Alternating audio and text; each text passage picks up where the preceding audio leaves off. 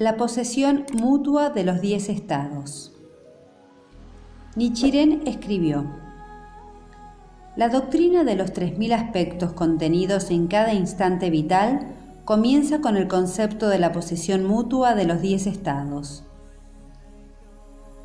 Dicho concepto describe la estructura dinámica de la vida de manera amplia y abarcadora.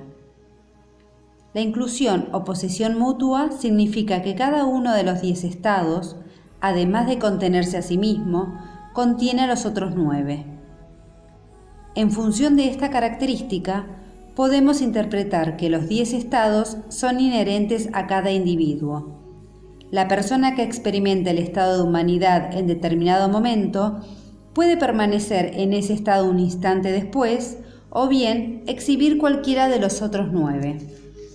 Así pues, la vida no se fija en una de estas 10 condiciones subjetivas, sino que puede manifestar cualquiera de ellas en cualquier momento. En virtud de este principio, podemos modificar nuestro estado de vida, pues, aunque vivamos en un estado en particular, los otros 9 siguen latentes en nuestra vida. Como explicó Nichiren, hasta un villano desalmado ama a su esposa y a sus hijos. Él también posee dentro de sí una parte del estado de Bodhisattva.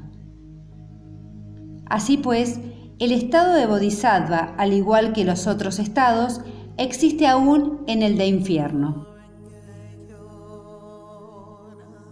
La posesión mutua explica cómo un estado de vida procede desde la latencia hasta la manifestación activa, o de esta a aquella. En determinado momento, por ejemplo, podemos estar desplegando la alegría del éxtasis, pero de manera inesperada nuestro entorno puede cambiar, y al momento siguiente nos hundimos en las profundidades del infierno. Esto no quiere decir que el estado de éxtasis haya dejado de existir en nuestro interior, sino que, de estar manifiesto, ha pasado a estar latente y que, ante los estímulos externos apropiados, volverá a emerger de la latencia. Los 10 estados que van desde el infierno a la budeidad, entonces, son activados por nuestra relación con el mundo externo y adquieren expresión tanto en el aspecto físico como en el plano espiritual de todas nuestras actividades.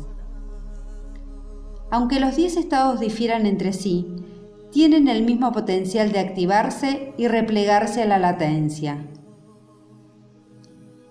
El estado de vida que se manifieste en determinado momento dependerá no solo de las influencias externas, como de nuestras tendencias básicas. Dos personas ante la misma influencia externa no necesariamente manifestarán el mismo estado de vida. Desde luego, nuestro estado está sujeto a cambiar a cada instante, pero desde una perspectiva más amplia, siempre hay uno o varios alrededores de los cuales gira nuestra actividad y al cual tendemos a regresar. La vida de algunos transcurre dentro de los 3 malos caminos. Algunos fluctúan por los 6 estados inferiores, y la motivación principal de algunos es la búsqueda de la verdad que caracteriza a los 2 vehículos. La posesión mutua de los 10 estados esclarece la igualdad fundamental y el infinito potencial de cada ser humano. Conlleva la idea de que todos los individuos poseen el potencial de elevar su tendencia básica. A través del esfuerzo continuo en la práctica budista, podemos elevar gradualmente nuestra tendencia primordial, hasta establecer el supremo estado de budeidad como cimiento. La budeidad no es una idea abstracta, se revela tangiblemente en nuestra conducta diaria como seres humanos. A decir verdad, la budeidad es nuestra naturaleza primigenia, y según Nichiren, podemos tomar contacto con ella entonando Nan-myoho Renge-kyo. Durante el proceso de elevar nuestra tendencia básica, sin falta nuestras percepciones y valores habrán de cambiar. Nichiren escribió: por ejemplo, las entidades hambrientas perciben el río Ganges como fuego y los seres humanos como agua. A su vez, las deidades celestiales lo ven como Amrita. Aunque el agua es la misma, tiene una apariencia distinta según la retribución kármica originada en el pasado. Dice que una vida en estado de hambre percibe las aguas del Ganges como si fueran las llamas devoradoras de su propio apetito insaciable, mientras que alguien en un estado diferente las percibe de manera muy distinta. Aunque el pasaje se refiere solo a la percepción en los estados de hambre, humanidad y éxtasis, el principio, obviamente, se aplica a los demás. De tal suerte, cuando establecemos la budeidad como estado básico, podremos crear una vida de ilimitada alegría y de absoluta libertad. Desde el punto de vista de la posesión mutua de los 10 estados, lograr la budeidad no significa erradicar los 9 estados inferiores. Antes bien, significa hacer el mejor uso posible de todos ellos. Por ende, la enseñanza sobre la posesión mutua es muy amplia. Las doctrinas budistas que no explican la posesión mutua tratan los 9 estados con desdén y afirman que uno solo puede ingresar en la budeidad si radica esas otras condiciones. Es como si se trataran de extirpar partes de la existencia humana que consideran perniciosas. Con este enfoque, imponen restricciones y condenan las falencias. Esto, en última instancia, conduce a una idea conocida como aniquilar la conciencia y reducir al cuerpo a cenizas. En otras palabras, librarse de los deseos mundanos y de los apegos. Desde luego, la autorreflexión es muy importante, pero si no está gobernada por un enfoque positivo y orientado al avance, puede hacer que la vida termine cerrándose y volviéndose rígida y desembocar en un extravío con respecto al sentido primordial de la existencia. Un dicho japonés dice que, en aras de enderezarle los cuernos a la vaca, uno termina matándola. En lugar de condenar y proclamar las debilidades de los demás, es mucho más valioso alentar a los semejantes, darles esperanza y permitirles hallar metas valiosas. Con esta actitud, uno puede ayudar, por ejemplo, a que alguien impaciente use positivamente esa característica y se transforma en alguien ansioso por emprender acciones positivas. Esto se aplica a nuestro conocimiento personal y también al de los otros. Es posible y apropiado ser fiel a uno mismo. No hay por qué fingir que somos algo que en realidad no somos. Naturalmente, como cualquier otra persona, por momentos queremos llorar, a veces reír y a veces vociferar nuestro enojo. También tenemos nuestros procesos de confusión. Aunque somos simples seres humanos, expuestos a tales flaquezas, practicando el budismo de Nichiren Daishonin, podemos hacer que la budeidad gradualmente vaya consolidándose como nuestro estado básico de vida.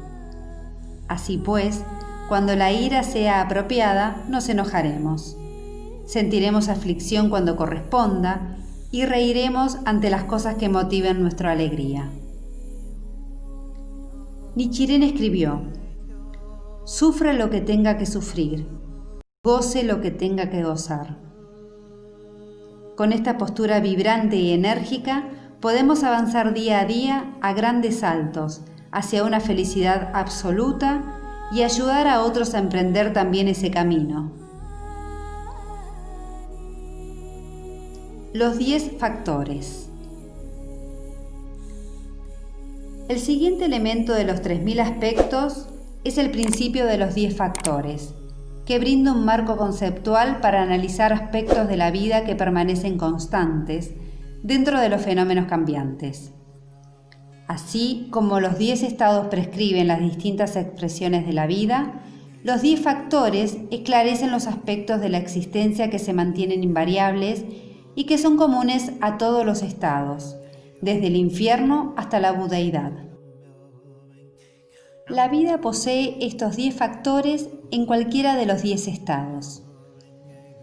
El principio de los 10 factores también nos permite comprender la forma concreta en que la vida fluctúa de uno a otro estado. El Sutra del Loto enuncia los 10 factores en el siguiente fragmento. El verdadero aspecto de todos los fenómenos solo puede ser comprendido y compartido por Budas. Esta realidad consiste en apariencia, naturaleza, entidad, poder, influencia, causa inherente, relación, efecto latente, efecto manifiesto y su coherencia del principio al fin.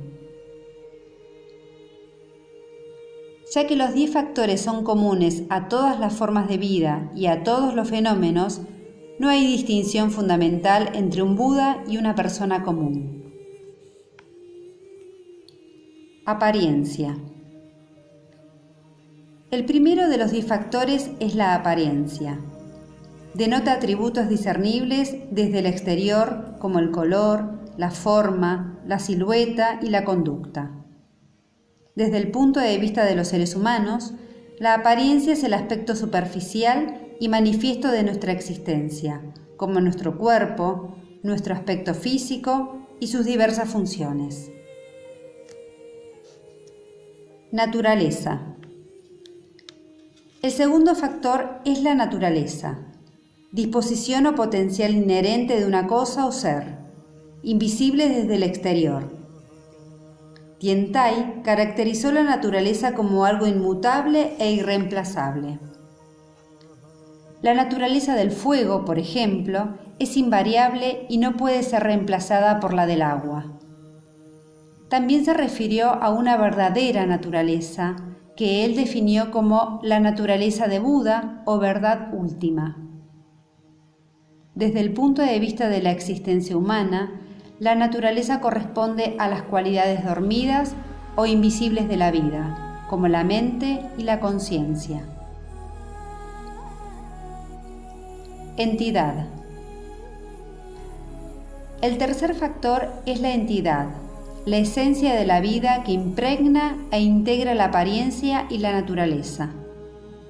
La entidad sustenta nuestra individualidad y se manifiesta en el aspecto exterior y en la naturaleza interna, pero no es ni una cosa ni la otra. Aunque estos primeros 3 factores describen qué es la vida, los 6 siguientes aluden a sus funciones dinámicas. Poder.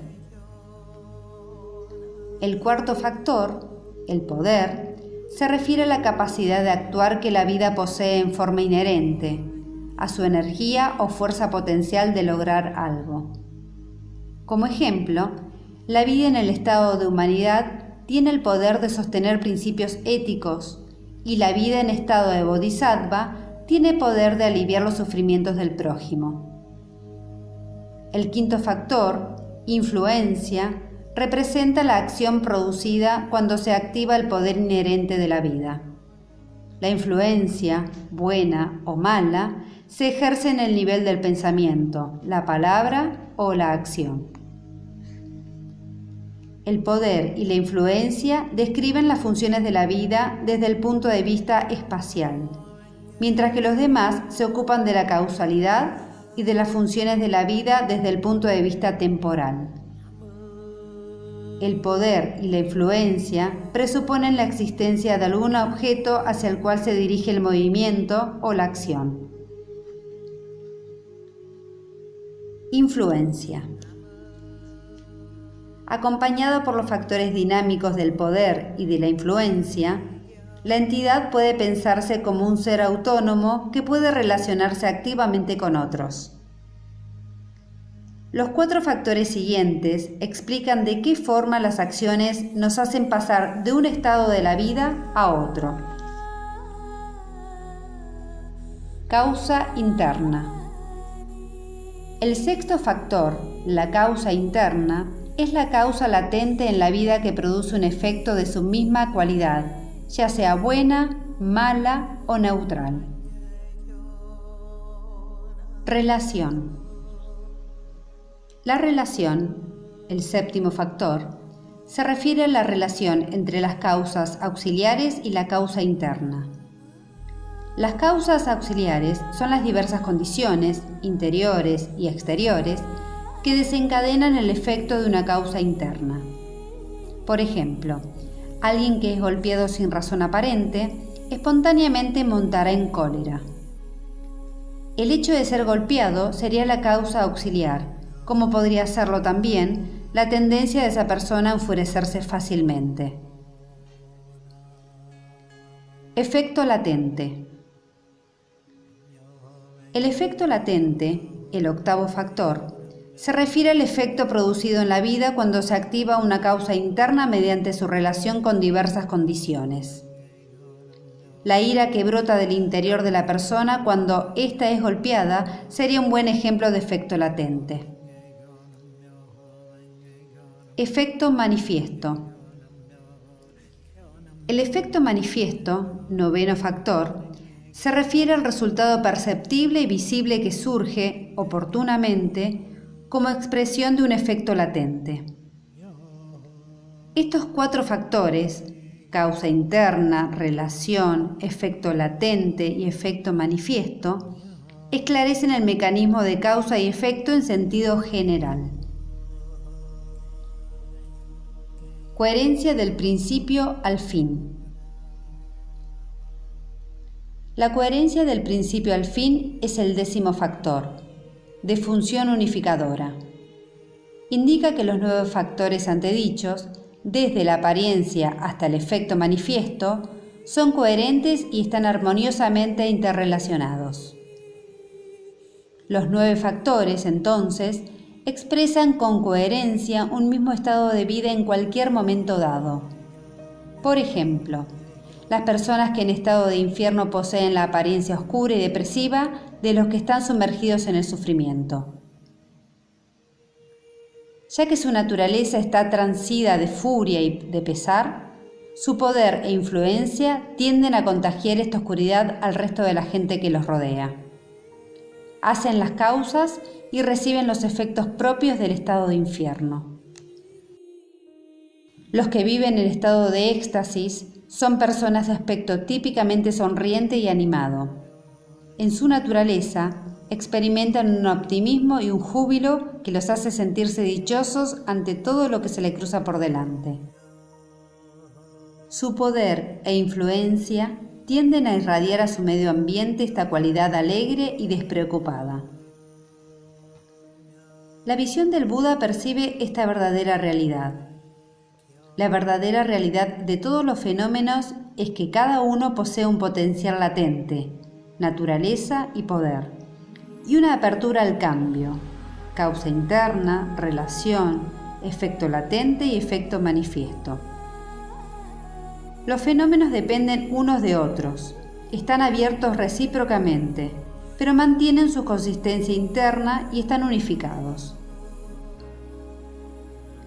La coherencia del principio al fin también puede trasladarse a un plano más elevado, desde la perspectiva de la verdad universal a la cual se iluminó el Buda, es decir, que por ser entidad de la ley mística, la vida del Buda, comienzo, y la vida de los seres en los 9 estados, fin, son iguales en última instancia, coherencia.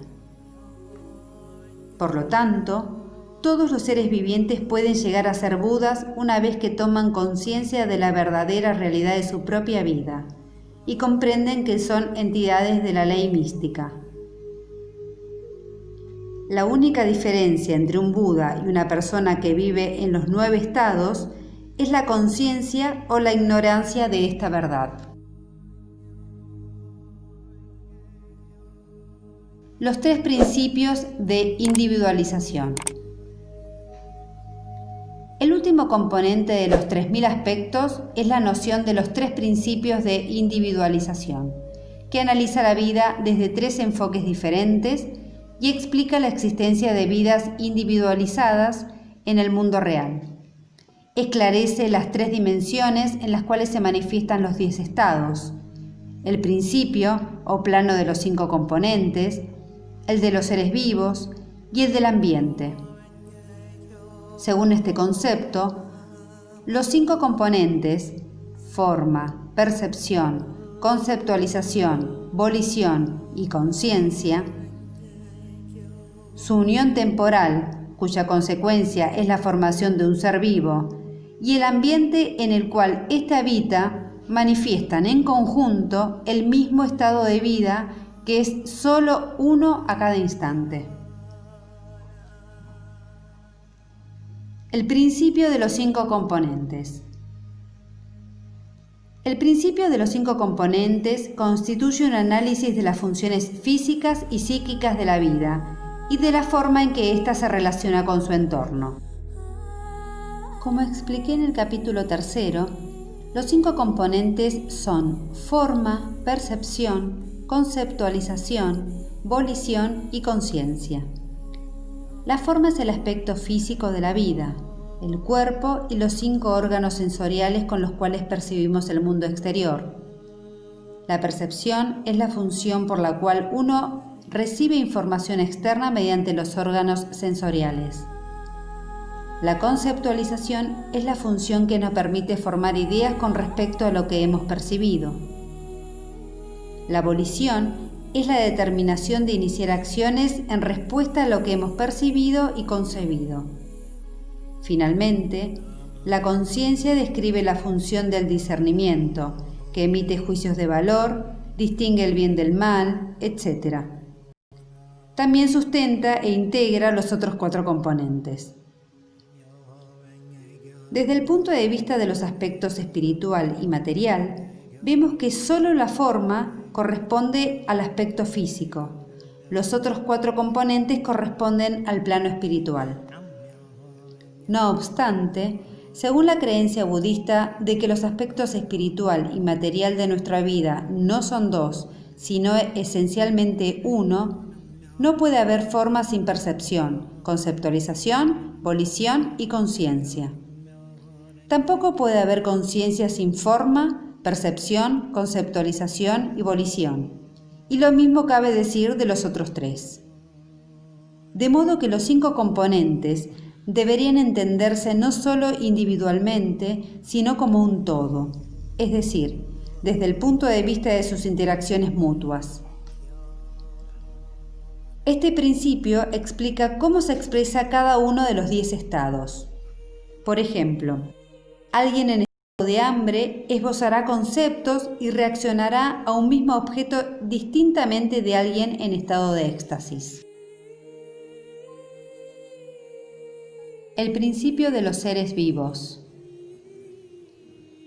A diferencia del principio de los 5 componentes, que analizan los seres vivos en función de sus elementos constitutivos físicos y mentales, el principio de los seres vivos los ve como individuos integrados, capaces de experimentar los 10 estados. Ningún hombre es una isla. Cada uno de nosotros vive en estado de constante interrelación y de influencia recíproca. Por ende, el principio de los seres vivos también puede interpretarse como el entorno social, que incluye todos los demás seres con los cuales interactuamos. El principio del ambiente. El principio del ambiente es fácil de comprender.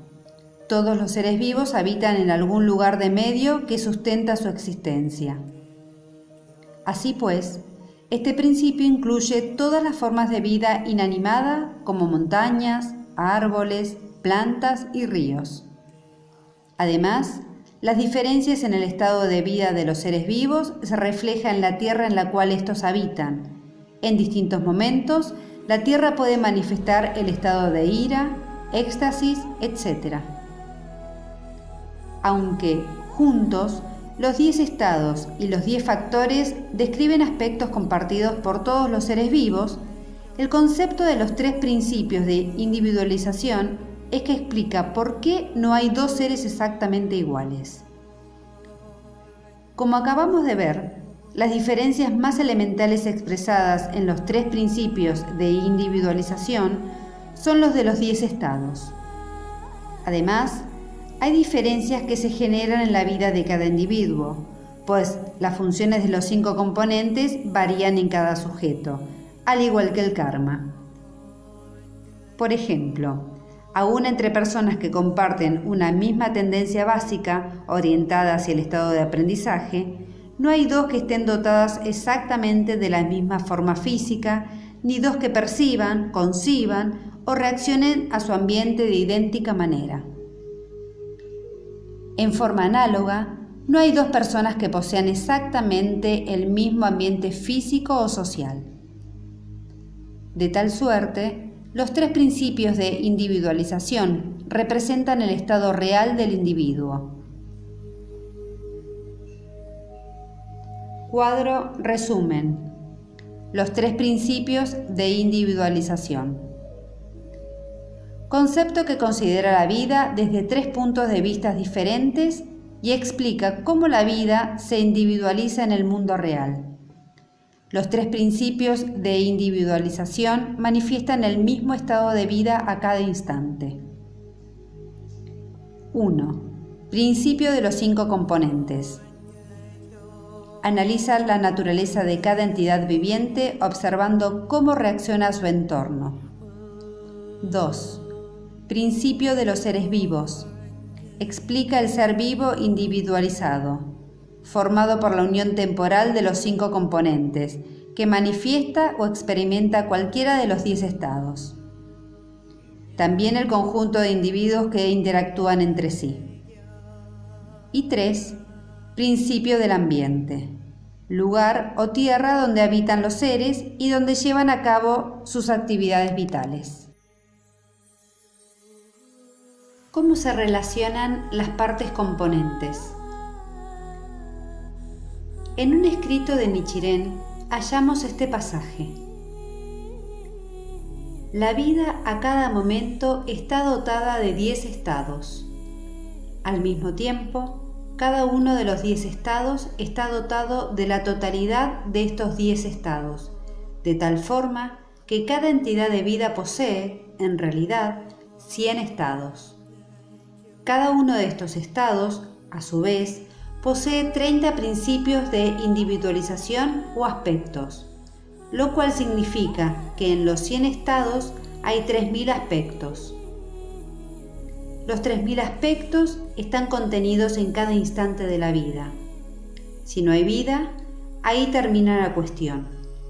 Pero si existe la menor traza de vida, ella contiene la totalidad de los 3.000 aspectos. La cifra 3000 no fue escogida al azar, antes bien, refleja la inmensidad y la diversificación de la vida. A lo largo de la historia, el ser humano ha comprendido que todos los fenómenos naturales son inciertos y de naturaleza cambiante. Por eso, ha marchado en pos de una verdad eterna e invariable de la vida. Diferentes maestros han explicado la relación entre esta verdad absoluta y el mundo efímero que experimentamos. Algunos han sugerido que la verdad última gobierna este mundo desde un plano superior. Otros han dicho que yace más allá de los fenómenos, o que estos son, en verdad, meras ilusiones, y que solo es realidad la verdad última. Una tendencia dualista similar se halla en ciertas enseñanzas budistas anteriores al Sutra del Loto, que sostienen que la mente es la base de todos los fenómenos y que todos estos derivan de la mente. En cambio, el principio 3000 aspectos, basado en el Sutra del Loto, afirma que la mente, o cada instante de nuestra vida, y los fenómenos del universo son 2 pero no son 2. Es decir, esencialmente una misma entidad. Con todo, más que denotar el mundo objetivo externo a nuestra vida, los 3000 aspectos se refieren a nuestro estado subjetivo interior. Este principio no se limita a recalcar la importancia de la actitud mental. Pone énfasis en la transformación total del ser, incluido el ambiente. El mensaje del principio sobre los 3000 aspectos es que debemos tratar de establecer una firme determinación o un intenso deseo de manifestar nuestro máximo potencial, elevar nuestro estado de vida hacia la budeidad. Este principio demuestra que hasta la última persona posee el potencial que le permite ser un Buda, cuando toma conciencia del carácter eterno y limitado de la vida. Sin embargo, lo que la gente experimenta, en realidad, es algo diferente de este potencial. Consciente de esta discrepancia, Tiantai formuló dos conceptos de los 3000 aspectos contenidos en cada instante de la vida, uno teórico y otro real. Por teórico se refirió a la vida de las personas comunes, influida por la oscuridad fundamental, y en quienes el estado de budeidad permanece dormido. En cambio, el principio real de los 3000 aspectos alude a la vida en la cual el estado de Buda está plenamente activo y manifiesto. De acuerdo con el capítulo Medios hábiles del Sutra del Loto, la naturaleza eterna de Buda existe en la vida de cada persona en forma innata. Teóricamente, es posible acceder a esta naturaleza suprema. Esta teoría se efectiviza de manera práctica en el capítulo Duración de la vida del Sutra del Loto, donde Shakyamuni mostró cómo había establecido su propia budeidad dentro de sí mismo y enseñó valiéndose de su ejemplo real.